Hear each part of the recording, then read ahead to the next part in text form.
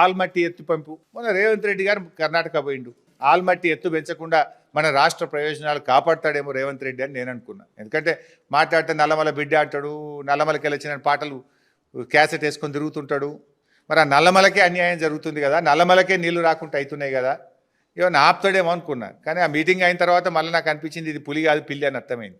నువ్వు పోయినావు కర్ణాటకకు పోతే నువ్వు కనీసం కర్ణాటక ముఖ్యమంత్రి సిద్ధరామయ్య గారినో నీళ్ల మంత్రి శివకుమార్నో కలిసి మీరు ఆల్మట్టి ఎత్తు పెంచొద్దు, ఎందుకంటే మీ కాంగ్రెస్ ప్రభుత్వమే కదా, మీ దోస్తే కదా, నీకు బాగా జాన్ జిగిరే కదా, నువ్వు ఆపియవా? పోనీ నీ కార్గేతో ఒక phone చేయించావా?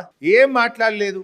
Almatti మరిచినావు, all is well అనుకుంటూ వచ్చినావు. మాట్లాడినావు నువ్వు ఆల్మట్టి గురించి? కర్ణాటకలో ఉన్నది మీ పార్టీ కదా, మీ సిద్ధరామయ్యనే కదా, మీ శివకుమార్ గారే కదా.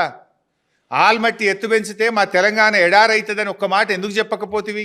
పోనీ ఆ కార్గేతోనే ఒక ముఖ్యమంత్రికో ఉప ముఖ్యమంత్రికో ఎందుకు ఫోన్ చేయించకపోతివి? ఆ శివకుమార్ అయితే రేవంత్ రెడ్డికి జాన్ జిగిరే కదా.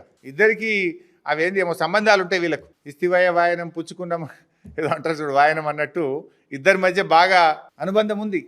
అయ్యా మరి మా తెలంగాణకు ఆగమవుతుంది, కొద్దిగా ఆల్మట్టి ఎత్తు పెంచొద్దు అనే ప్రయత్నం కూడా చేస్తలేవు కదా నువ్వు. కనీసం అయిన దానికి కాని దానికి ఢిల్లీ ఉరుకుతాడు 54 సార్లు 55 సార్లు పోయినట్టు నువ్వు ఇప్పటికీ. ఢిల్లీ, కేరళ, కర్ణాటక ఇదే పని నీకు. ఢిల్లీకి పోతే 54 సార్లు.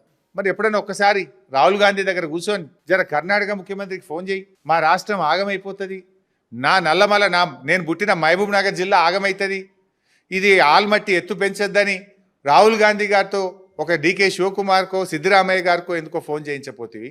రేవంత్ రెడ్డి గారు ఢిల్లీకి బ్యాగులు మోయడం ఎప్పుడే ఒకటే పని కాదు. తెలంగాణ ముఖ్యమంత్రిగా తెలంగాణ ప్రజల బాగోగులు పట్టించుకోవడం కూడా నీ బాధ్యత. ఆ బాధ్యత ఎందుకు మర్చిపోతున్నావు?